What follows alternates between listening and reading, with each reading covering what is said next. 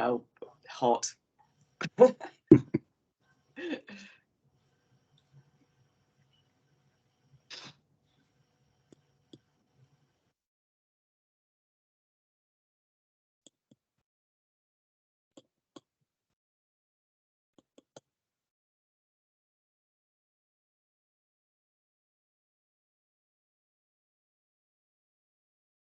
Morning, Polite. Morning, Polite. Morning, everyone. Good to be here. I'm always relieved when the person doing the story arrives and I'm not having to like do it on the hoof. Morning, Aileen. Yeah. You've got a number actually, haven't we, Debs? Number from the team. Yeah, Polite's Yeah. I think 5 joining, all very keen to share the story. Yeah, myself and Bethan, we just share between the two of us. No, just in relation to because obviously there've been a few changes with leave, which Martin knew about, so just bring you up to speed. So Minu and Tamina are both on leave. Karen, who you'll be able to see on screen, who's Director of Children's Services, she's shadowing effectively Tamina, sort of covering, and we've got Nav Sodi for Minu in terms of sort of medical director sort of cover, and again both sort of supporting but also good exposure and experience for those two members of staff in as part of our senior leadership team. And of course we've got Giles observing as part of our well-led review as well. Brilliant, thank you for that, Gillian, and welcome Nav and Karen. We should just explain about Martin, I guess so you're going to do that, Naomi. Yes, Martin, I think you're all probably aware, is not terribly well. So so I'm more than happy to pick up the ball and run with it, so to speak. We're at the top of the hour and I think we're all here, right, Julie? So I'll kick us off.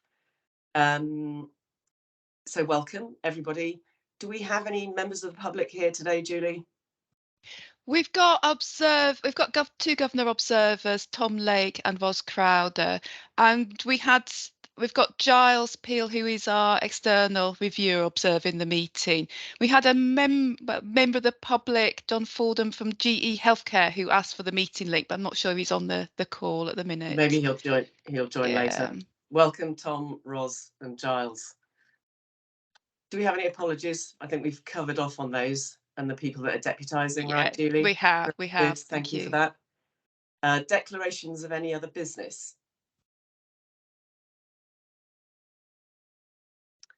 No. If I pause for a long pause, forgive me, it's just I'm working off my iPad, so it might take me a while just to scan the screen to make sure that I haven't missed any hands. Declarations of interest, so amendments to the register. Any that you know of, Julie? No. And any changes to the agenda that people want to request? No, we're all good, thank you. Minutes of the meeting held on the 13th of December 2022. Any comments or corrections?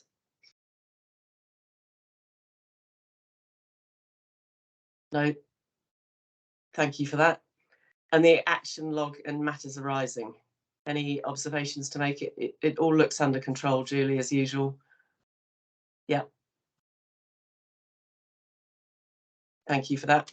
So we'll now get to hit the exciting part of the agenda. Debs, you're going to introduce the team, I hope, for our patient story from the community mental health team.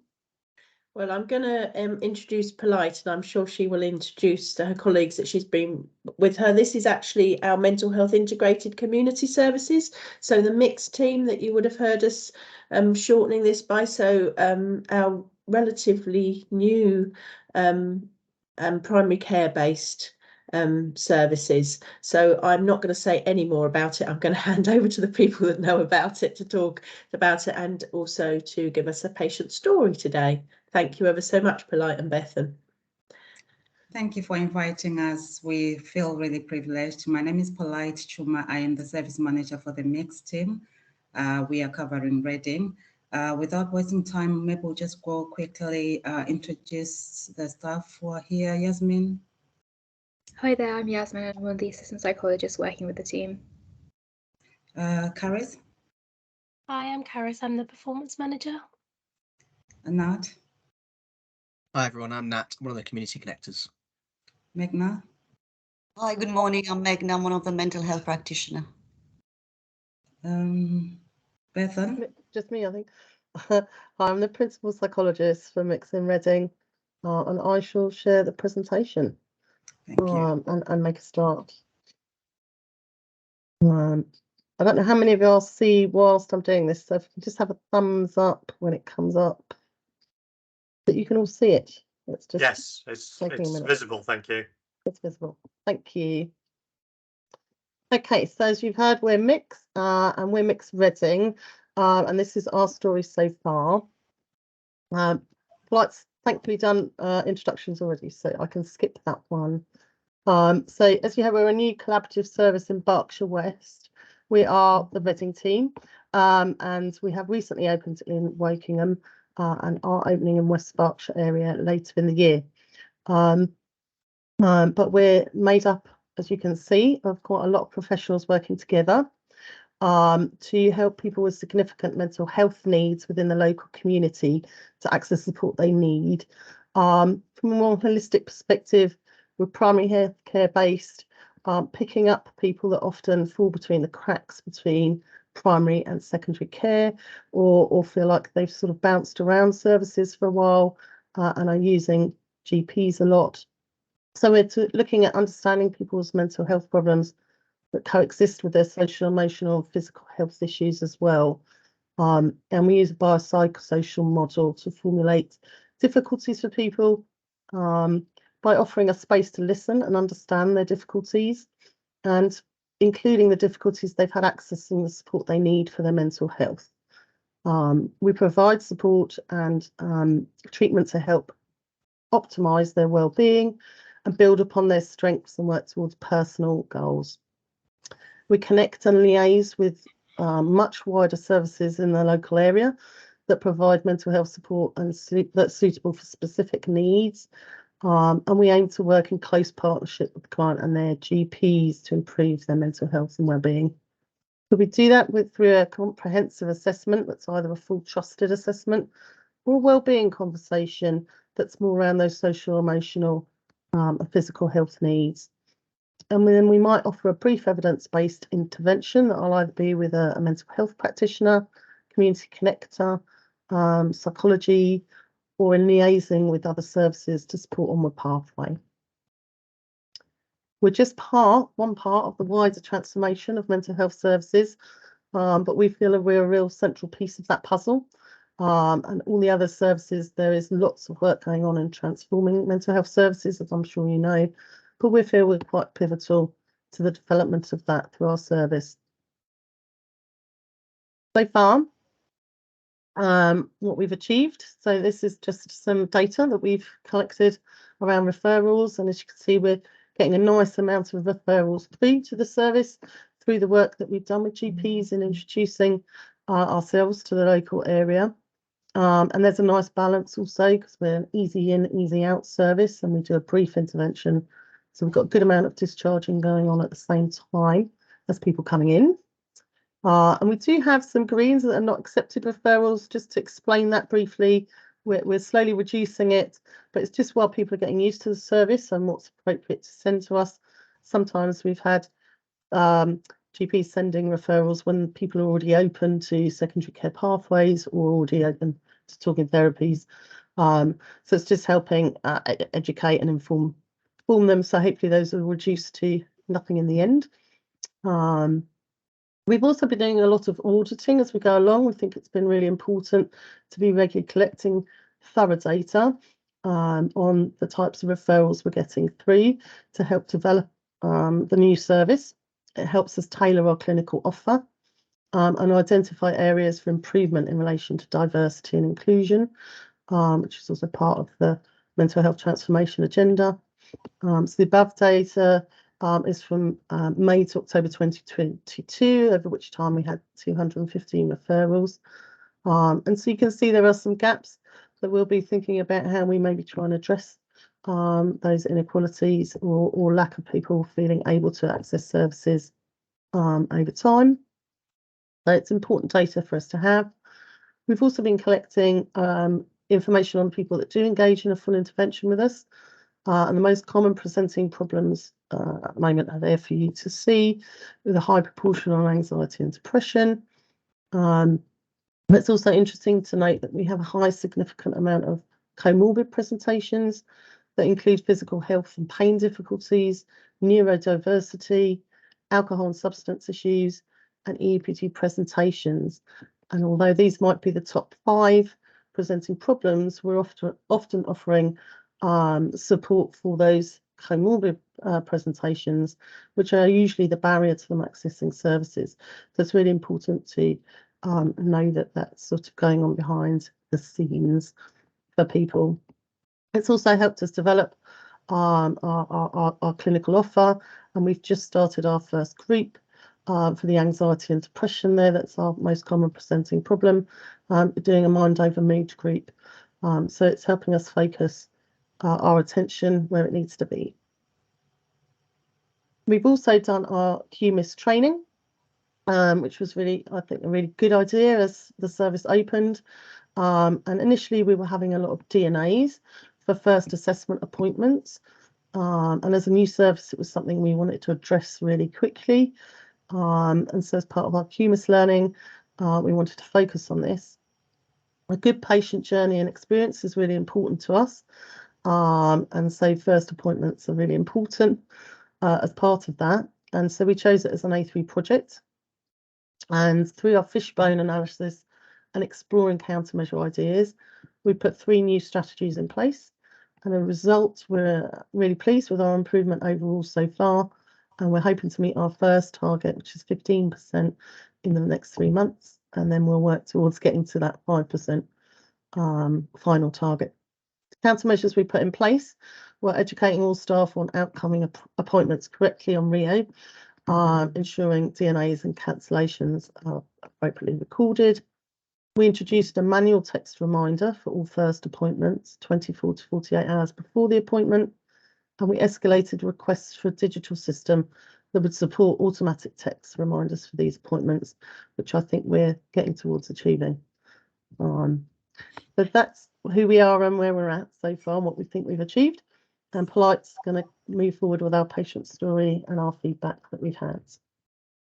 Thank you, Bethan. Our patient story is just looking at a young man with trauma background and difficulties with emotional regulation. This young person had a recent additional significant trauma following an accident which impacted on their physical health and also ability to work. So they were referred to us by the GP for support and with their mental health presentation. So what the patient wanted support, the kind of support they wanted from us, they wanted to manage their emotions better and also to manage pain whilst waiting for the physical health and issues to be investigated. He wanted some coping skills to help him manage better and also support with his job situation.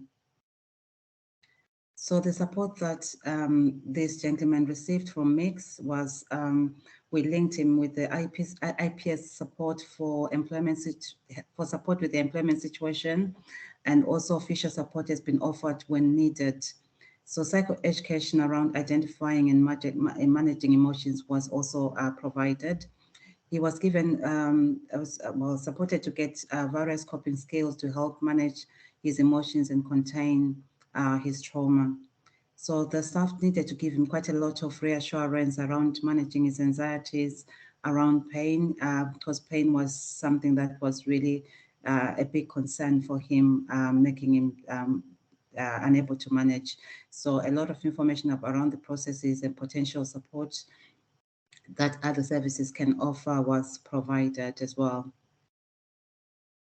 So the outcome measures we use RECOL and dialogue. So as you can see, in terms of our outcome measures, just before our interventions and after the interventions, there wasn't much changes in the recall. This was mainly attributed by the fact that the patient was still in pain. So all the physical health issues did impact on his recall scores. So we didn't see that much improvement. And we're hoping that once the pain is dealt with, there will definitely be a change in his recall. In the dialogue, most areas were similar. Most areas similar, or had improved. So we looked at leisure activities, medication management, practical help that he received, and his rapport with the mental health professionals that had improved greatly. There was a decrease in satisfaction with job situation, and this was still related to his pain as well. So we had a feedback from this patient. We used the patient experience questionnaire. So all the responses were positive, and in all areas, the patient who really gave us a good response. He said that his mental health was the strongest, as this is the strongest it has ever been. And he felt that things will continue to improve once he receives his physical health support. So this is what he actually said. He said, they helped me to understand things I didn't quite understand. I felt listened to and felt they were on my side and not against me. We worked together and there was consistency, which I did not have with other services.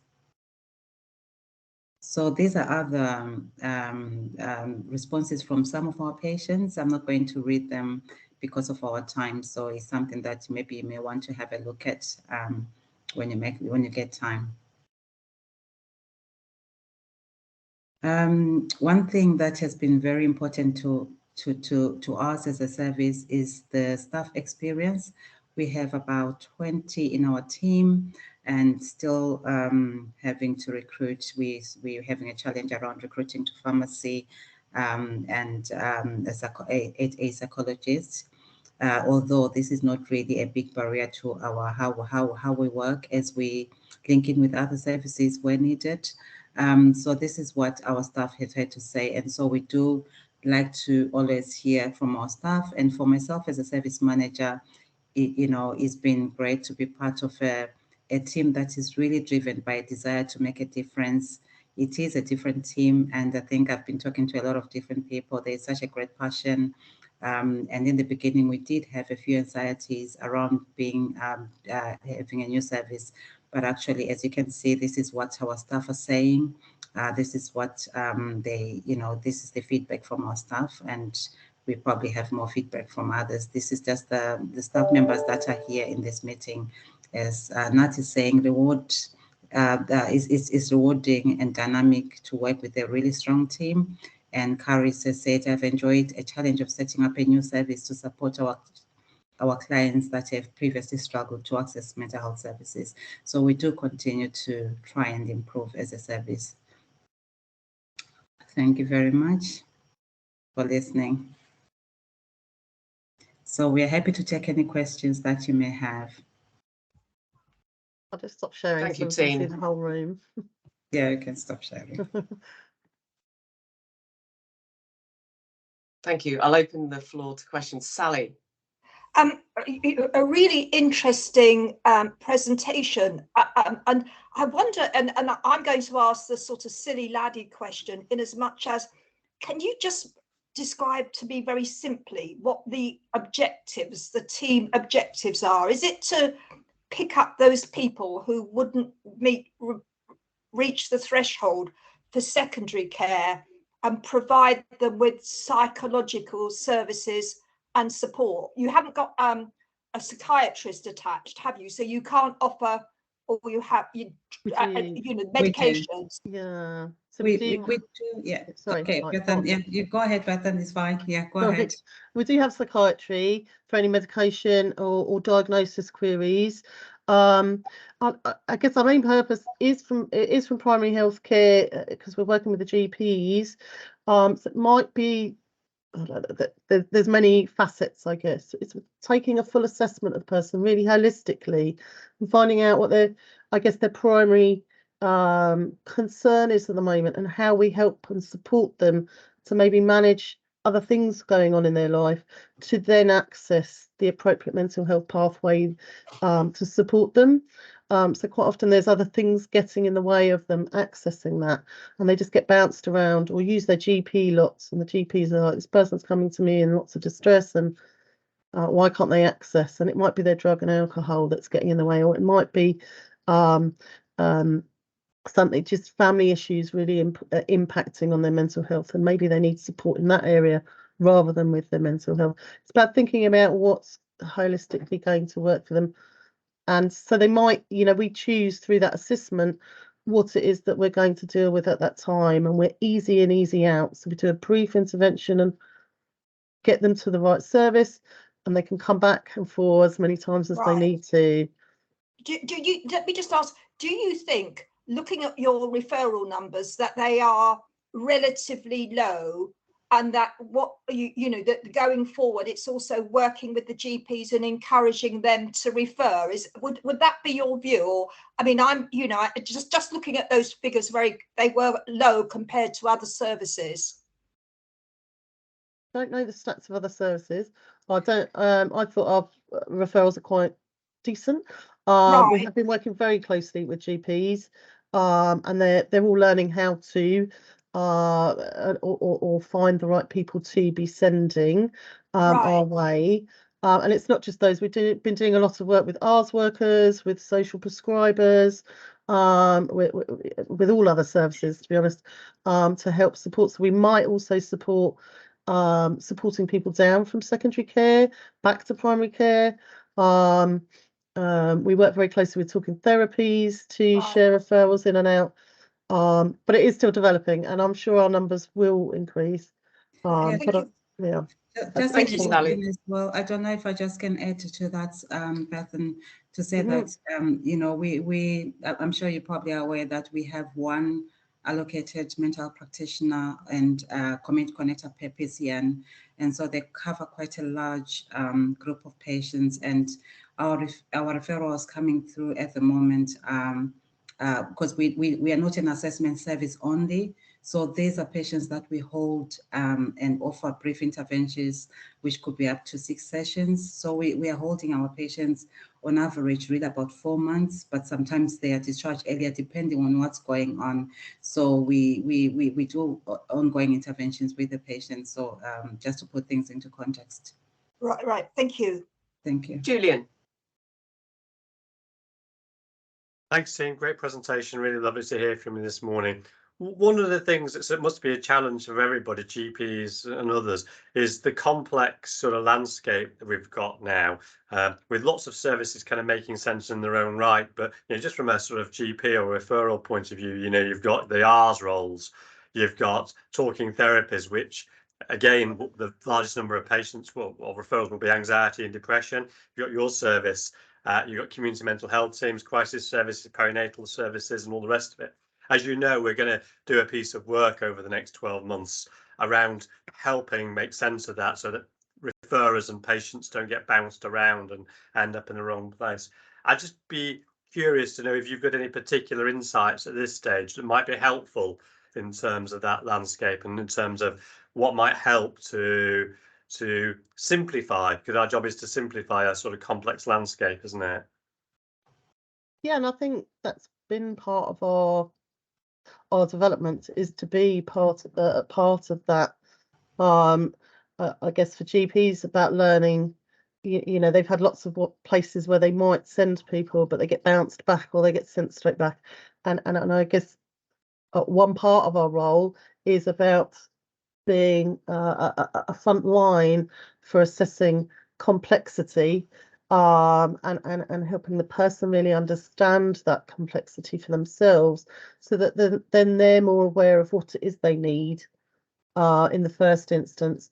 And so our onward referral from our service, hopefully with a bit more support from our brief intervention, would be that they're going to have a successful pathway, compared to I guess maybe, you know, in a very short period of time, the GP thinking, oh, maybe over there or over here to this pathway, and actually then that not being the right place for them.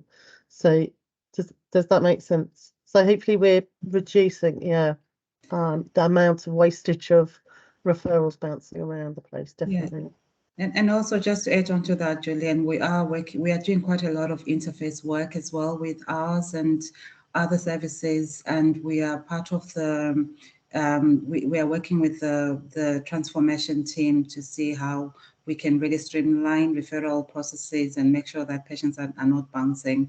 So there's a lot going on, especially with our old age teams as well. So we are working with, we're taking part in all that transformation that's going on now. Thank you, guys. I have a question, if you don't mind. I was struck by some of the data in your presentation, not least the number of young people coming through as referrals. But my question relates to actually pain management and how pain has such a huge influence and impact and a causation to mental health. And in your particular patient story, that was very central to the individual involved. So my question is about how you, or your experience of working with GPs in that regard. You know, how influential do you feel if you, for example, as a team felt that this person's primary concern and a pathway to recovery starts with pain management? Were you able to communicate that to the GP in an effective way? Yeah, we do communicate with the GP, and I think, Bethan, maybe you might want to answer this because we've had quite a lot, even in dealing with the clinical health, the health psychology team as well. Yeah. Yeah, it's a big wide area that are a bit of a minefield that I'm not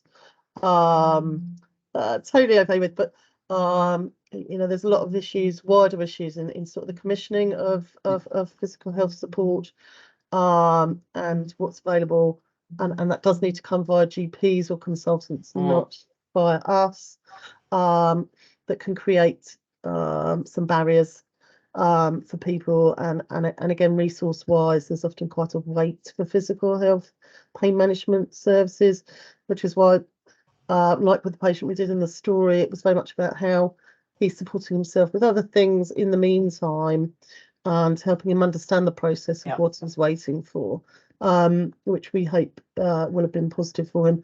But yeah, there's ongoing work. I know there are lots of wider discussions high up about improving. I think there's quite a gap between supporting physical health that's impacting mental health. Bethan. Your response doesn't surprise me, actually. Yeah. Alex, did you have something to add, or was it just a momentary hand? I think our community pain services are really important in this space, and recognising this is Reading and Berkshire West. In East Berkshire, we have very little community pain provision, and will be impacting the teams in East Berkshire, but there is an ICS programme, as we're noting later on in papers, around developing that chronic pain management service within the community, and it's something we need to keep a close eye on in terms of development for Berkshire West as well. Yeah, well said. Thank you. A huge thanks to the team. Sorry, go ahead. I was just thinking in terms of, you know, in terms of our development, you know, the group provisions, it might be that we're able to offer just a low impact sort of group on managing pain and develop that type of thing as we go forward. So that's, you know, the types of gaps that we're looking at. Good job. Thank you. I'm going to let the team go. Really huge thanks to you all, and best wishes for continued high value work. Thank you. Yeah, thank you. Thanks for having us. Thank you. Good luck. Thank you. Debs, I think we're sticking with you for the patient experience quarterly report, which is we're now on page 37 of the pack. You are, thank you, Naomi. Yeah, this is our Q3 standard patient experience report covering October to December. In terms of themes collated across the feedback, the overall positivity score and star rating generated by the I Want Great Care patient feedback, there was very little new or significant changes from Q2. It's really great to see the thematic review of the I Want Great Care data showing 93% of patients experiencing staff kind, compassionate, although we'd always want to strive to get that better and even higher. And this is a theme we're going to continue to monitor and aim to improve further within this report. We're continuing to see an increase in the numbers of feedback, which is brilliant, and also starting to see service using the feedback to support improvements. Some of our services are using the feedback proactively now as part of their QI processes, raising tickets for improvement suggestions in their huddles for discussions, and a number of services have also got improving, increasing feedback and its use as a driver metric, really recognising the value and worth of hearing the patient voice, which is really great to see. Page 40 of the papers highlights the thematic analysis from the tool at an organisational level, including the positive themes and opportunities for improvement. CAMHS and CMHT saw the most significant rise in complaints in this quarter, although a number of them were secondary complaints, so people that weren't happy with their initial response. Wait times, especially in children's services, remains the top theme to pull out, and there's a lot of work going on, as the board know, to ensure that processes are as efficient as possible. Some outsourcing of assessments to private providers. Feedback from our mental health inpatient unit, you probably didn't fail to notice, saw a dip in positivity score in this quarter, although it's based on really small numbers. And when I've looked at these individually, there are a few instances where patients scored 1 but gave really positive feedback. One that was really happy with our care but unhappy with A&E before they arrived. And those sorts of things do skew the positivity score quite a lot when there's only 21. We also had virtually half of our responses from SORA wards, so from our psychiatric inpatient unit, where obviously patients are at their most unwell. So the service are looking at how we can gain some further feedback from patients to really get a real picture of what the majority of patients are feeling over at Prospect Park, which I think is really important in order to look at themes for improvement rather than just taking this in isolation. Number of positive feedbacks and compliments still far outweighs any concerns. I've attached the annual community mental health survey as an appendix. I will give a health warning with it. This was actually patients in service during September to November 2021, so we are talking over a year ago now. The report is pretty much as it has been for the last few years in terms of responses, with us sitting in the middle of the pack for the vast majority of questions, organising care, feedback and responsiveness coming out most strongly, which is really good to see. Page 123 shows the questions we did best in and where experience could be improved, and we use that in the round along with everything else, and it can also play into the mental health transformation work we're doing, showing where we might want to improve. But it is quite a small number of patients is what I would say that tend to respond to this. That was the main things I wanted to pull out, and happy to take any questions. Thanks, Debbie. Mark. Yeah, Debbie, thanks for the report as ever. It's a useful oversight of patient feedback. You mentioned the community health survey, which on page 76 highlights the lowest scores as well as the highest scores. And the 2 lowest scores that we received were both under the heading support and well-being. When I looked at those questions, they surprised me because internally, in terms of our own staff health and well-being, those scores are high and well received. And I just wondered whether or not the work that Steph Mokes and the team are doing for our staff internally is shared and can be applied across in terms of some of our external patient work. The two just seem to be contradicting one another. Yeah, I don't know if anyone else has got, do you want, has anyone got similar questions before I answer that, or? No. Okay. So we do look at obviously patient well-being experience as well, and part of what we're doing, well, you've heard from the mixed team this morning that part of what they're doing is looking at that in the round holistically. So there's definitely work going on around that, Mark. within CMHTs, the care coordinator function is looking, or should be looking at, that wider wellbeing support as well. So it's definitely something that's being looked at. I think it's something we need to understand a little bit more in terms of gathering our own feedback to understand exactly what it is. Our wellbeing service does look, in part, when we're looking at inequalities, looks at patients as well as staff. So there's definitely potentially something that we can look at to transfer across. But I think it's something we probably need to understand a little bit more of in order to target what's really required. And actually, some of the work the mixed team are doing and some of the intelligence they're picking up may well help us with that, I think. Thank you. Thank you, Mark. Sally. Debbie, in relation to the community mental health survey, and I appreciate it's quite small numbers, and it was a wee while ago, but one of the areas that seems to be an area for improvement is medication advice. And that your medication in terms of mental health is just so key, isn't it, in terms of keeping people well? And yet often patients have really adverse side effects as a result of it, prone to diabetes, putting on weight. Often people might not be compliant. And I think it's our community mental health team, or it might be our crisis resident, have actually put some more support around there in terms of medication advice. I just would pose the question, do you think that's an area we should sort of strengthen it in some ways, given that it's so key to mental health services in particular? It's certainly something we've looked at in the past, because it's not new that we come out lower in that. And you're right, the crisis team are putting in some support to help and support with that. So I think the quick response to that would be, yes, it's potentially an area to look at further.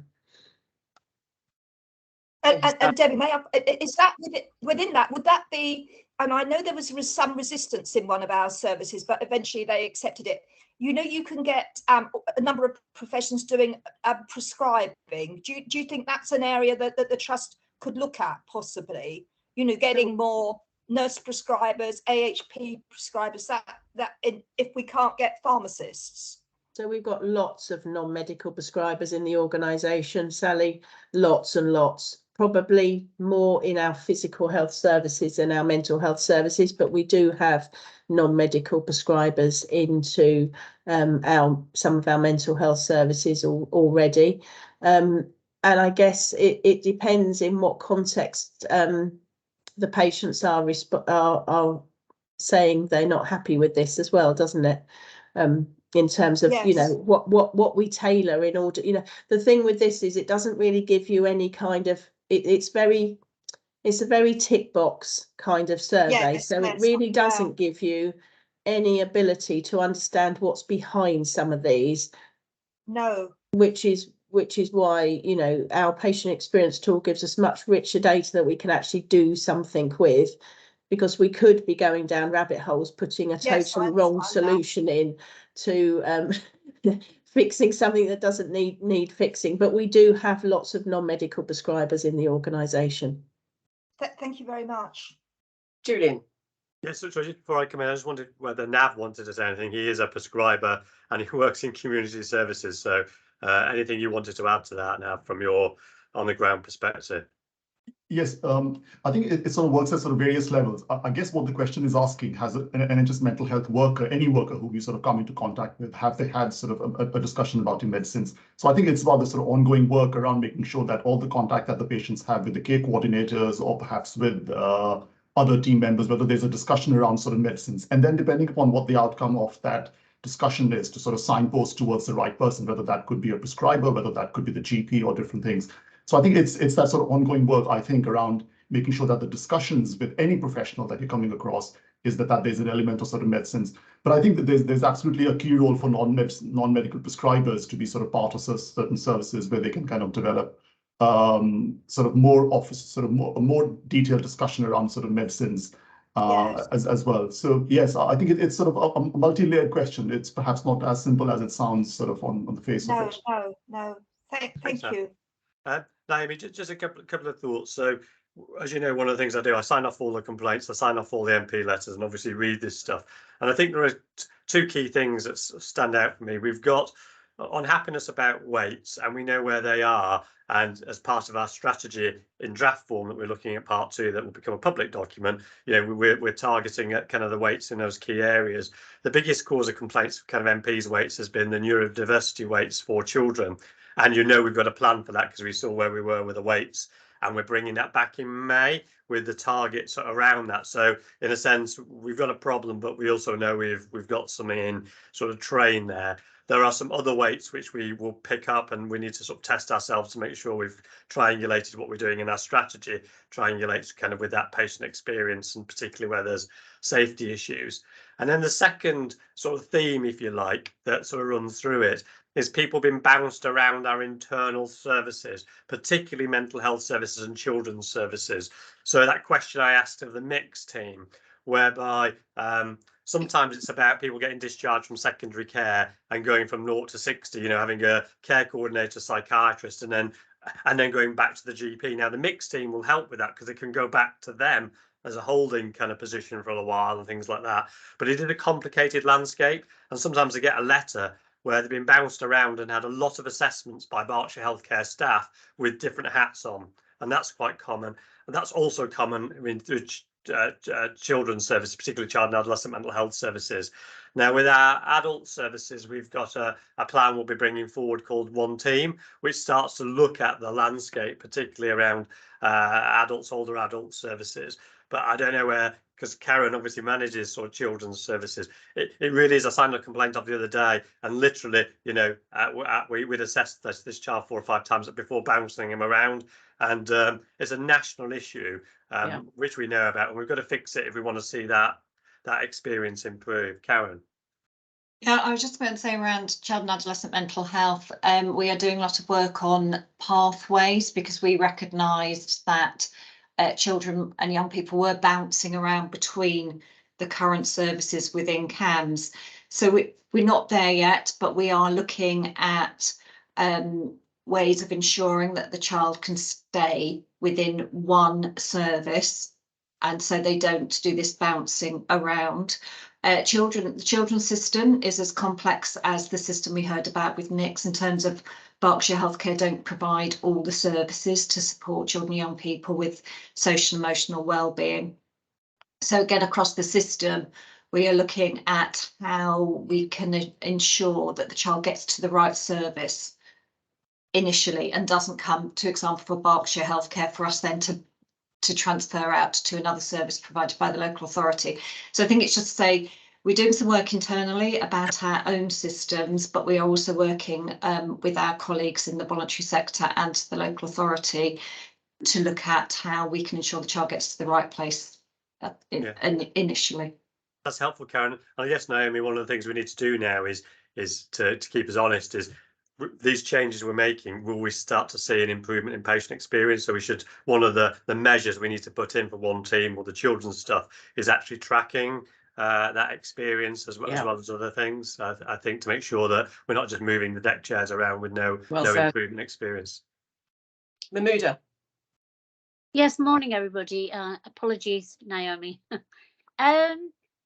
Just very quickly, I just noticed in the PALS section that there's been an increase in inquiries relating to non-BHFT matters, and I just wondered whether there's an issue about the information that's out there about BHFT, or whether there's anything that we can do to sort of have, I don't know, Q&A or something, because obviously I'm conscious that the PALS team has been rather inundated, and I noticed that there's an extra volunteer and another member of the team, but there's just a thought as to why that was, whether it was because people are just seeking information and they haven't got access to GPs, etc., or is it just a blip?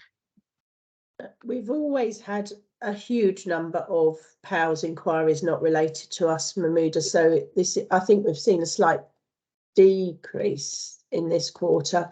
A lot of them are RBH, we are working with the RBH to ensure that their PALS is easier to find, because I think what happens at the moment is our PALS numbers and contacts are really easy to find, and so people tend to use them. But we are working proactively with others in the West system. It's particularly the West system, to ensure that everybody's PALS is as easy to access as ours, so they don't all come to us in the first instance. Right, got you. Okay, thank you. Thank you, Debbie. I mean, my comments on this are rather benign. I mean, I would say that, you know, there are no surprises in the data, which is a good thing. But what I do like about the commentary that's been given is two things. One is, you know, your commentary, Des, about getting under the skins of the data. So recognising that, you know, the data on the surface is nuanced, and being able to interrogate the data a bit further really matters. I like the way the I Want Great Care process is starting to gain momentum. And also, I like what you said, Julian, about being able to join the dots between, you know, this deeply operational piece of work in terms of gleaning patient feedback and developing strategy and using, you know, data and information, so making informed decisions to do that. So thank you. I'm going to move us on. And Julian, the executive report. I think we're now on page 130. Yeah, that's right. Yeah, it starts on 131.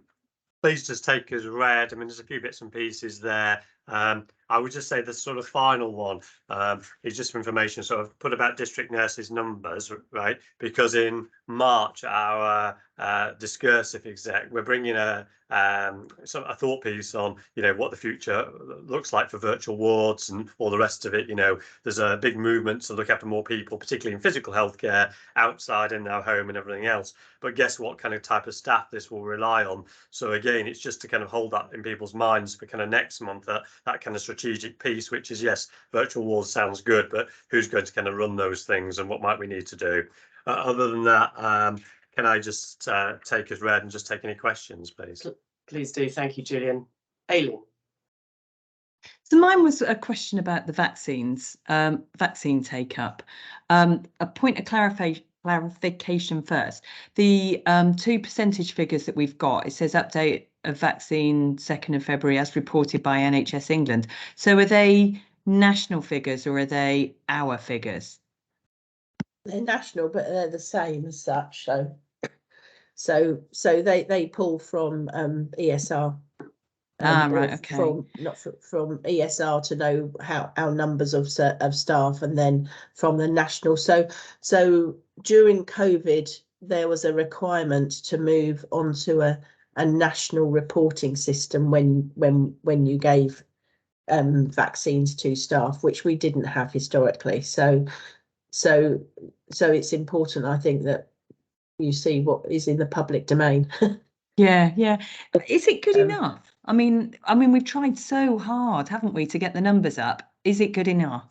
So we are doing. The honest answer from my perspective is no, but what I would say is we are doing a lot better than a lot of organisations. So would I like it to be much higher? Yes. Was the national aspiration in the sequence last year was to be at 90%? So we're, you know, as a country, we are way short of that. There are many organisations that are scraping 30 and 40%. Wow. So is it good enough? No. Is it? Are we doing okay comparable to others? Yes. And what we are seeing or have seen, so we did a survey, Monkeys, this says, you know, halfway through to say, you know, what we've got is a lot of staff that are now on their 4th or 5th COVID vaccine. You know, they are fed up with having vaccines. Yeah. It'll be interesting to see if more people take up flu next year. Flu for us, that's lower than we have been for quite a long time. I think there was a lot of flu around this year, so whether that impacts on people and their thought processes for next year, I don't know. I guess we don't know what's going to happen with COVID, if there's going to be another wave or anything, do we really? No, but vaccine fatigue and people being fed up with being told they have to have vaccines has played a major part nationally this year, not only. And the last campaign, we've seen much lower uptake amongst the public as well of the COVID vaccine. So it's certainly not unique to Berkshire Healthcare, Aileen, unfortunately. Yeah, I thought that's what you were going to say, but I just thought it was worth having the conversation. Thank you. And anecdotally, I don't know how much of this would resonate with you, Debs, but you know, I do think there is a distraction in terms of you know, what's going on with cost of living crisis and industrial action. I think some of that is, you know, is in people's heads and maybe distracting them from wanting to uptake the vaccine, is what I've heard elsewhere. But anyway, Mahmouda, I think you were next. Oh, sorry, I think that's an old hand. An old hand. No worries, Mark. Sorry. Yep. Debbie, could I just ask that in the future, if we're reporting on this, I would have found it very useful to have known what the uptake percentages were for our trust last year, because I do appreciate in the regular reporting that you've been doing throughout this season and this campaign, we knew that we were going to fall short of where we'd reached in previous years. But I've got no sense of quantum in terms of, is it 5, is it 20, is it 30% below where we'd achieved before? And I think just for future reports, where we're looking year on year and changes in performance, it would be useful to gauge the quantum in terms of that difference. Yeah, sure. So just for the record for today, the last few years, we've achieved somewhere between 65 and 70%, give or take. I think the best year we ever had was 72%, something like that. So we're about 10% off our what we usually manage to achieve. Thank you. That helps. Good. Thank you for that. I think we need to formally approve the modern day slavery statement.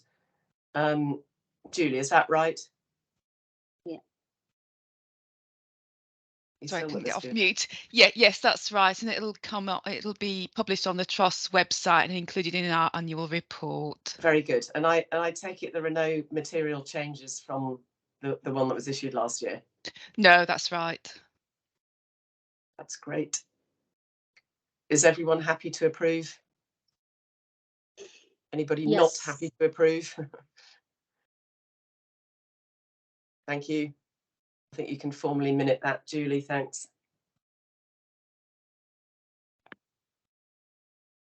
So moving on, I think it's over to you, Paul, for month 9 finance report. Thank you, Naomi. So just take the report as read and just pick up on some of the highlights in the report. So December, we reported a 200,000 surplus. So at the end of Q3, that's moved us to £400,000 surplus year to date, which is 1.1 better than we planned.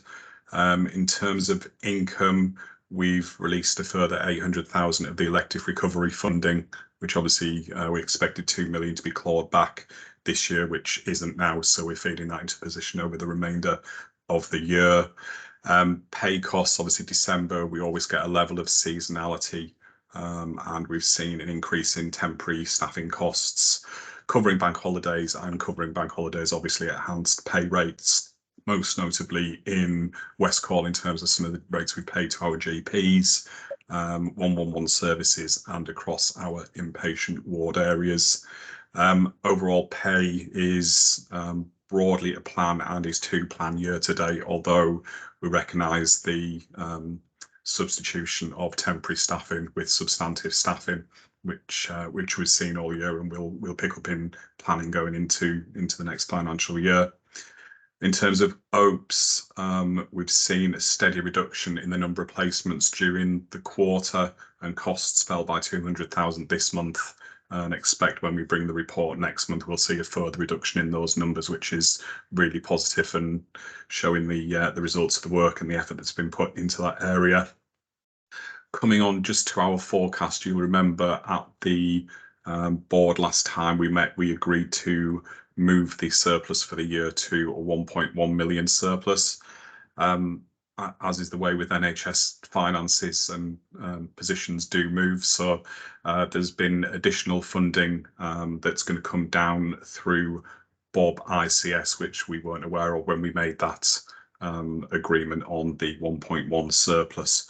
So we are due to receive a further 800,000 of funding from the region via Bob, with the expectation that that will go to providers and be reflected in an improvement in their bottom line. So we'll be receiving 800,000 of additional funding.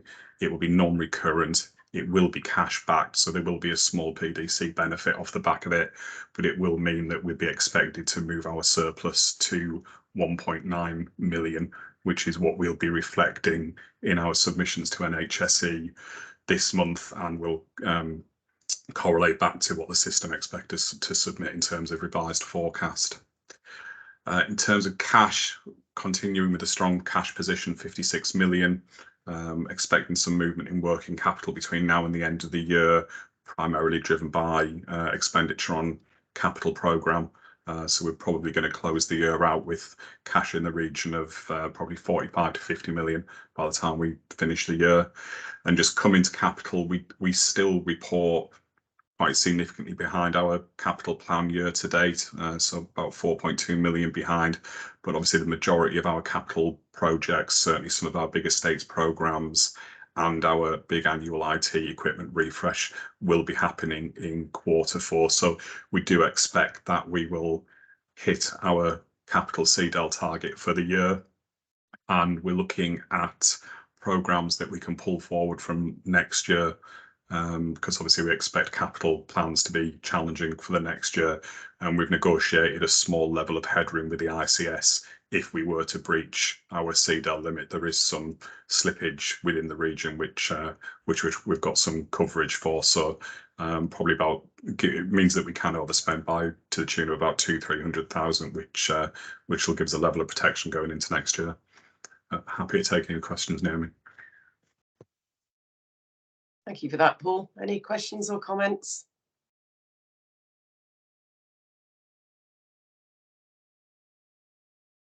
Wow, solid performance. Julian, are you about to come in?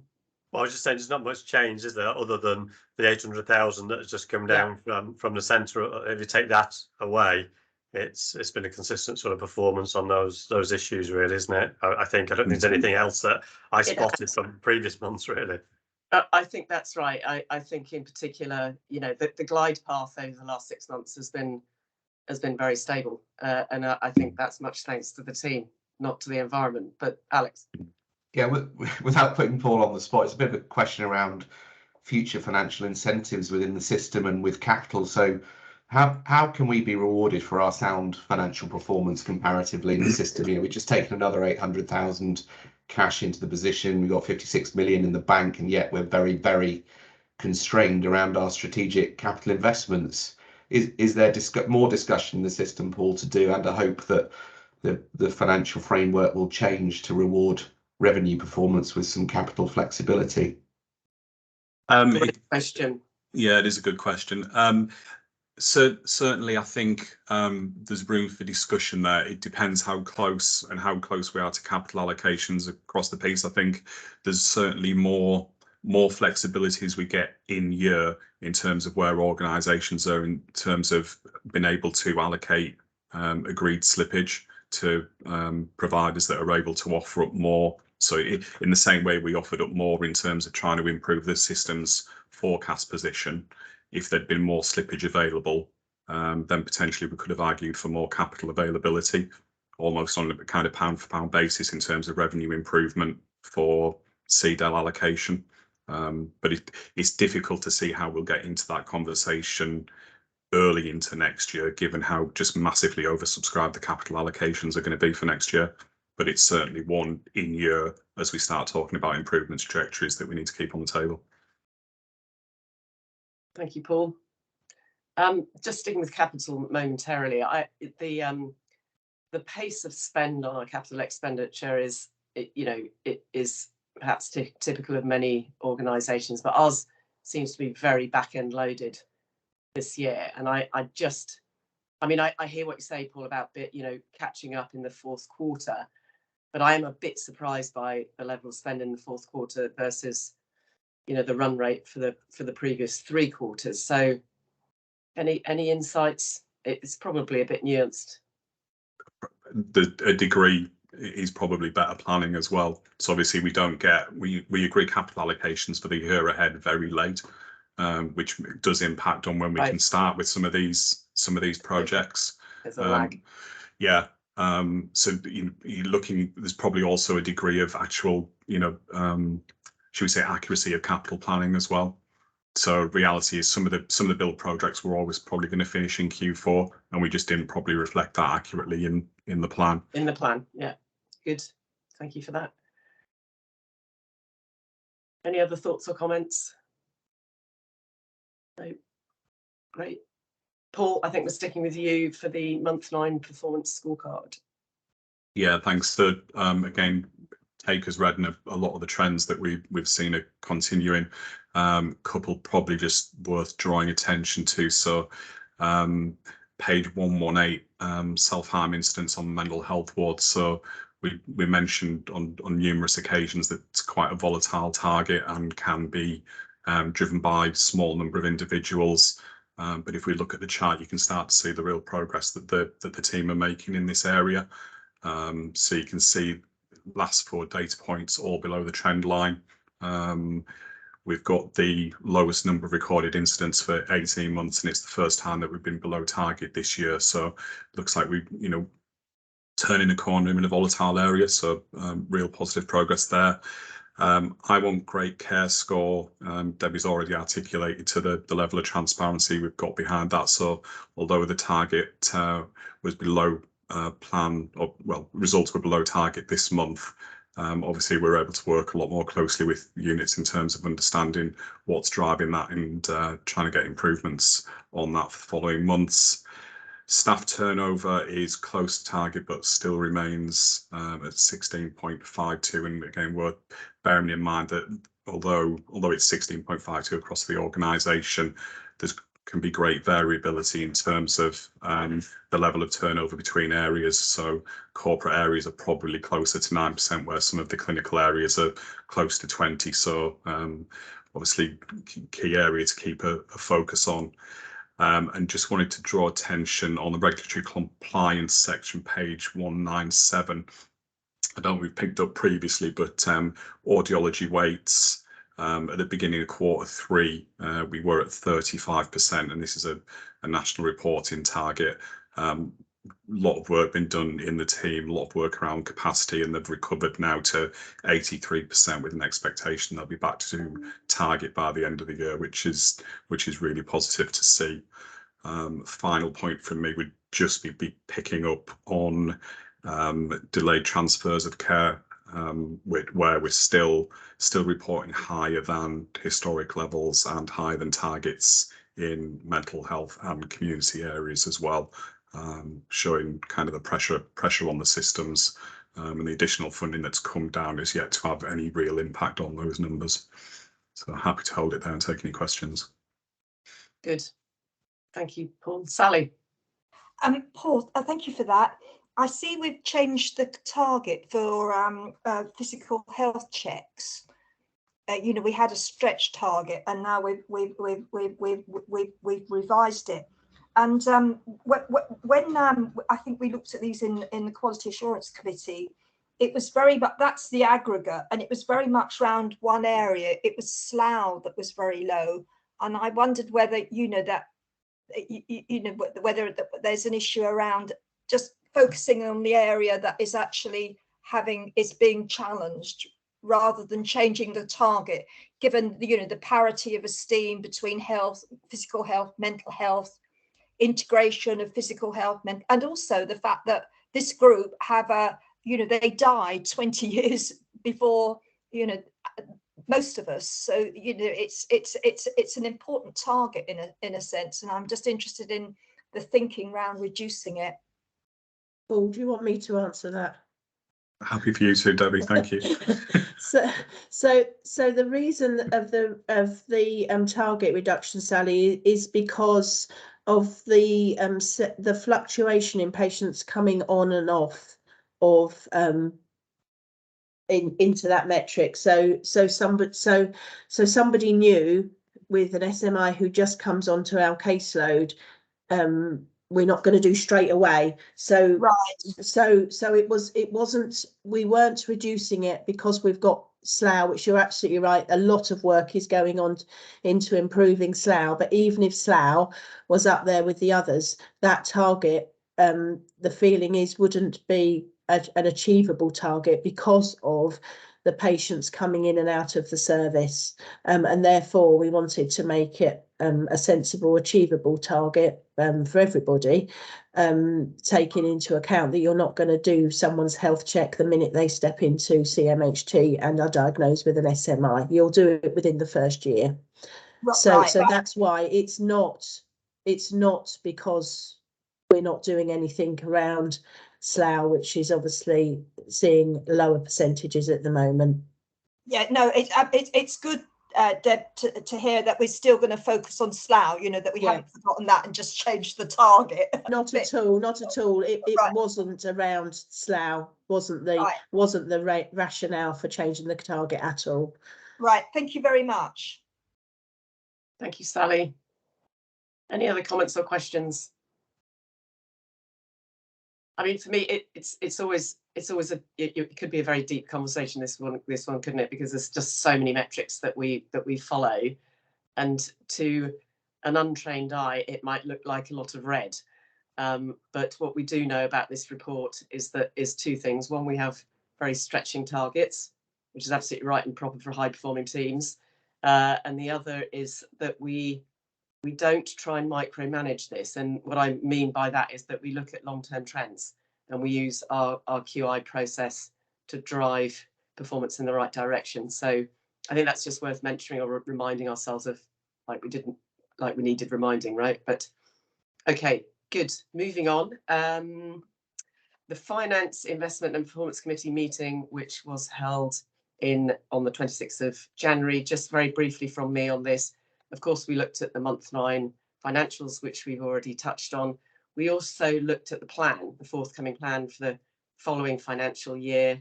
And Paul and his team have done a very good job of pulling together that plan, going deep into the organisation to make the divisions accountable for their income streams, which is good from a process point of view. We looked at a body of work that HR have been doing on the cost of living crisis and all the initiatives that we offer as a service to support our staff.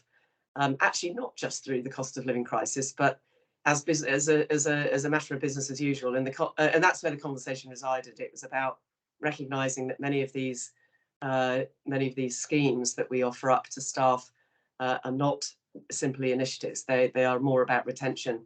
And ensuring that we communicate those powerfully so that people are aware of them and can access them easily. We looked at patient level costing. So this is something that Paul and his team in particular have been working on for a couple of years now.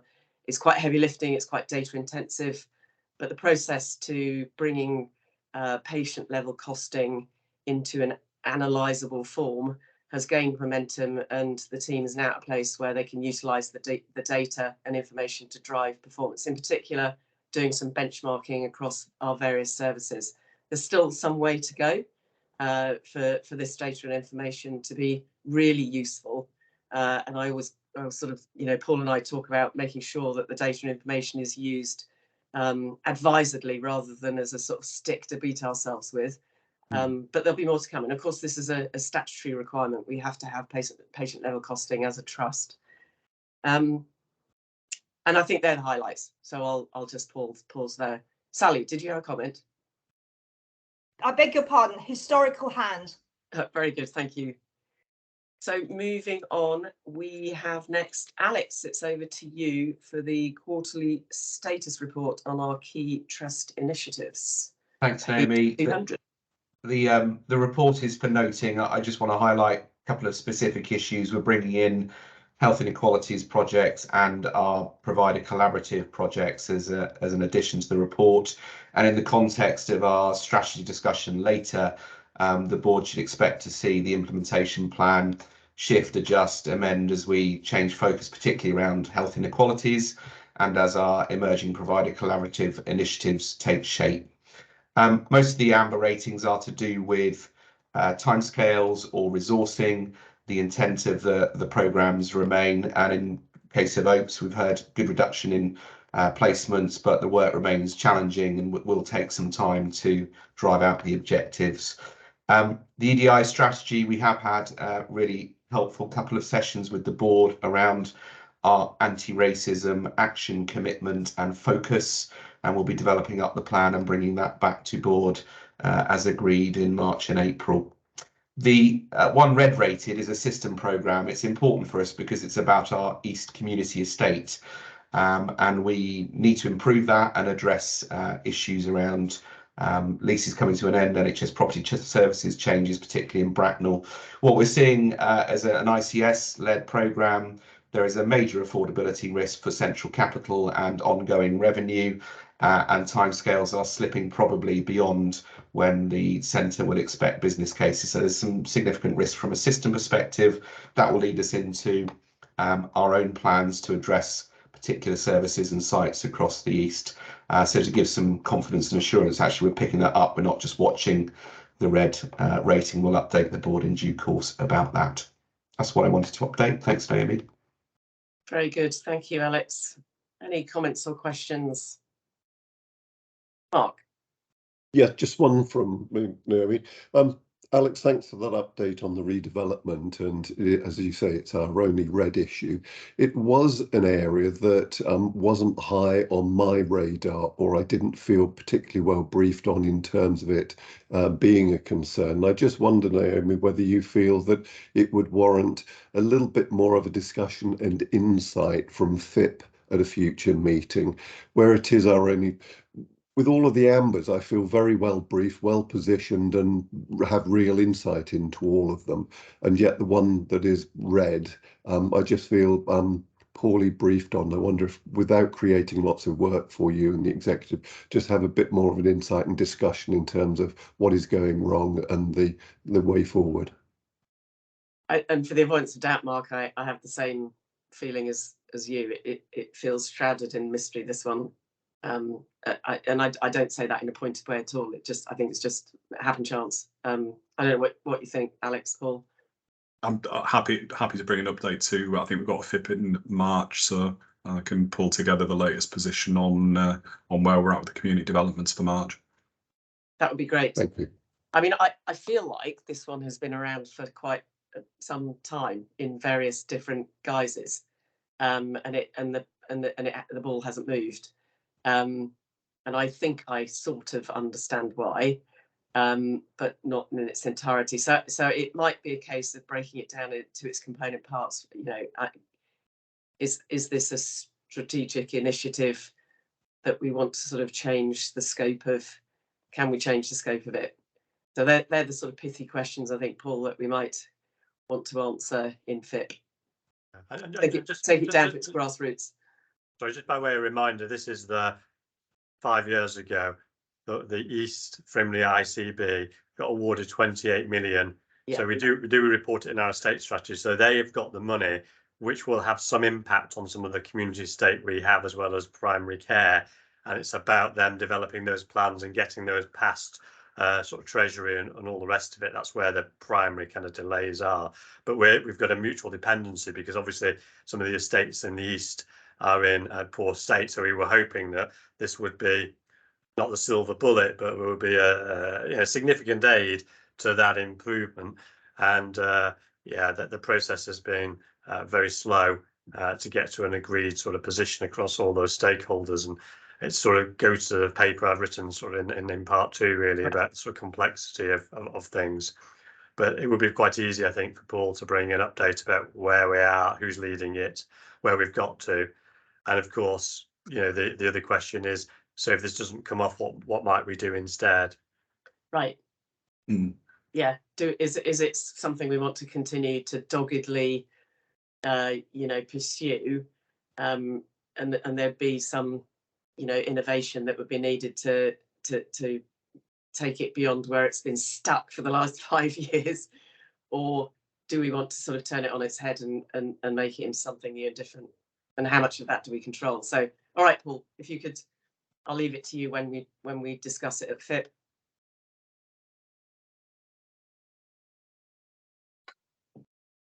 Jolly good. Any other questions or comments?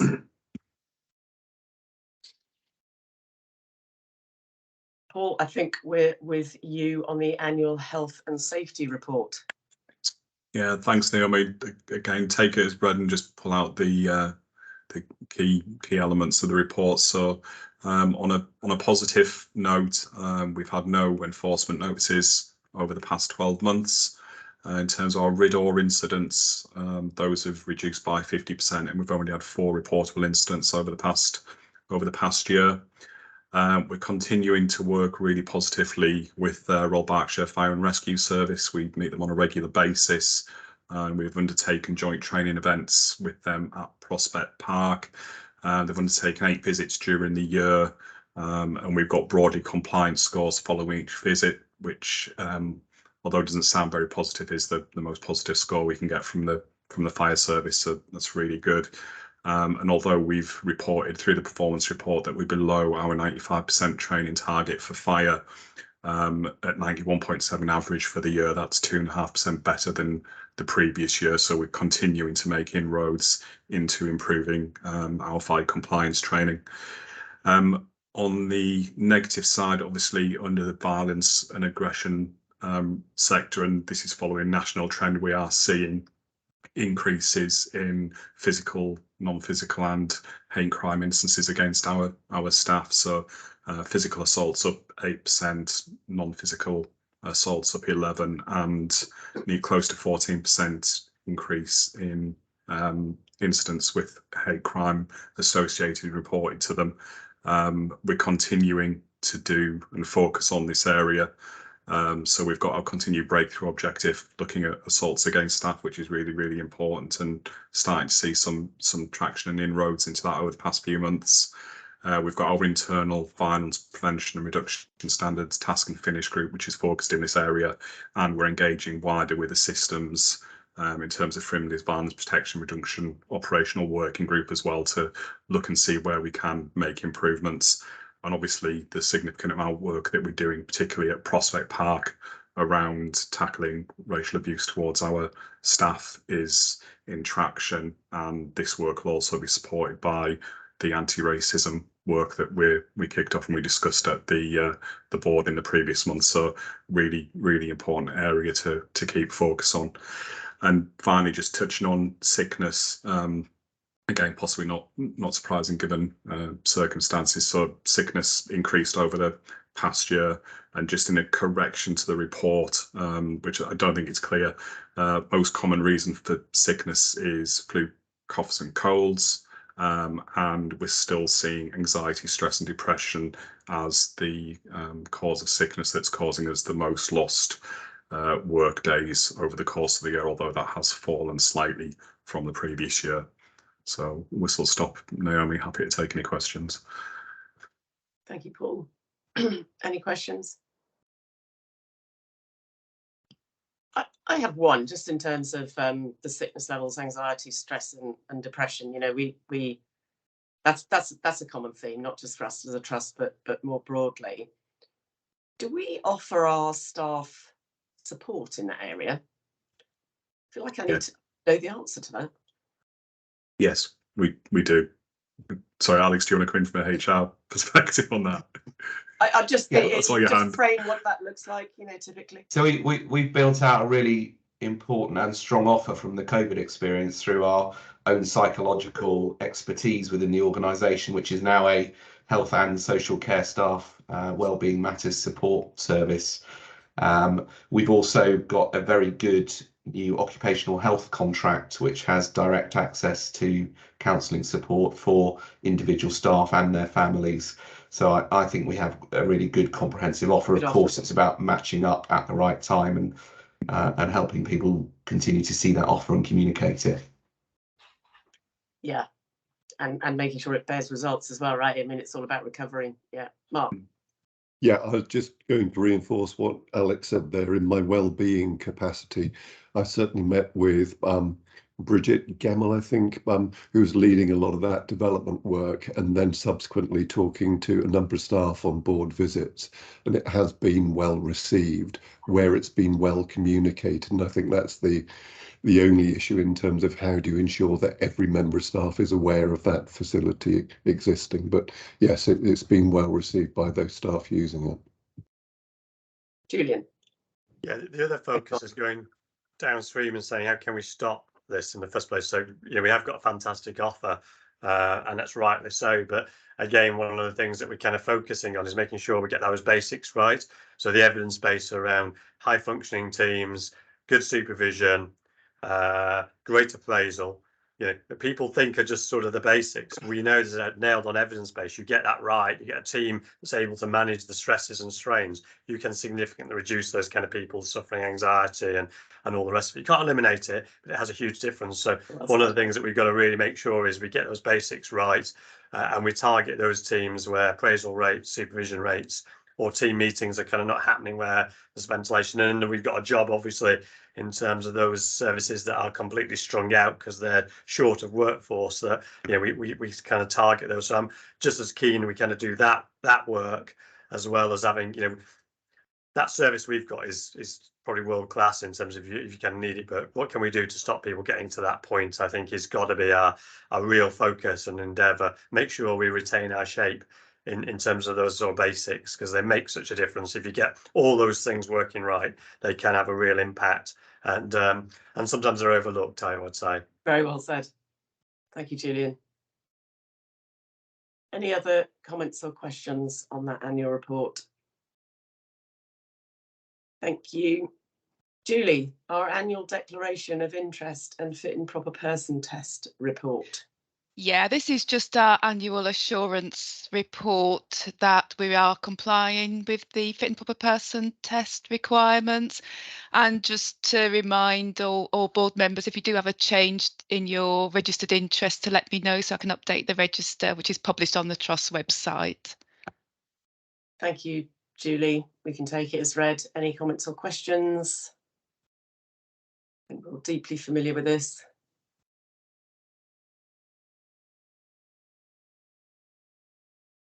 Good, thank you. Raj, over to you for the Audit Committee minutes. Thanks, Naomi. This is just the minutes of the January Audit Committee. Page 250 of the pack is where they start. It was a fairly standard agenda for the month, so happy to take any questions. Any comments or questions on the Audit Committee minutes? No, not seeing any, thank you. Council of Governors update. I mean, Martin would usually give you some deeper insight than I ever possibly can, but I will say that we had a very good meeting on the 1st of February this year. I think it was really quite well attended, and the 2 or 3 highlights for me would be the presentation that we had from Mark on intelligent automation, which I certainly learned some things I didn't know about what we're doing in the Trust, which was really helpful. And it really is productive work, that, because it really drives efficiency once you get it right, and supports the workforce to focus on what really matters. So, and I think, we can claim to be pretty much in the Premier League of where other trusts are. We also had the results of the Council of Governors review of effectiveness, which gave some insights into what the Council of Governors feel about what they do and how they work together. And there are certainly some key takeaways, which I think that they as a group can work on. And then, as always, the breakout sessions with the NEDs was lively, and there was lots of good debate. The Council of Governors never fall shy of telling us what they really think. So with that, Julie, the annual Trust board meeting planner. Yeah, this is just for information. Obviously, it will change during the year, but it just gives us sort of a flavour of what reports will be coming to the board in which months. Yeah, that all looks as it should. Any comments or questions from the team? Thank you, Julie. Any other business?